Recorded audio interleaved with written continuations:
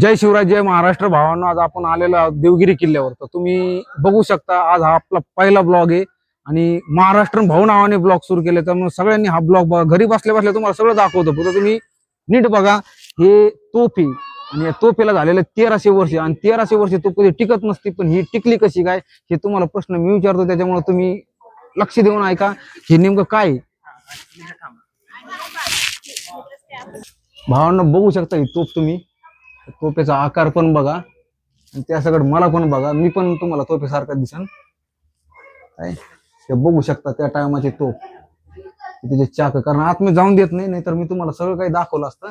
पण हे तोफ खतरनाक आहेत आणि ह्या दिशा पण तोफेच्या दाखवतात कमीत कमी पाकिस्तान साईडला. त्यामुळे तुम्ही टेन्शनच घेऊ नका. तोफा पहिल्याच रेडी करून ठेवलेले आहेत आपण इथं.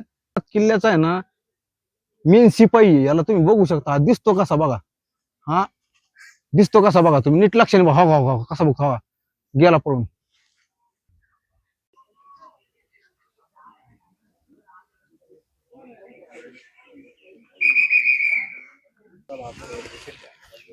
जय शिवराय भावांनो.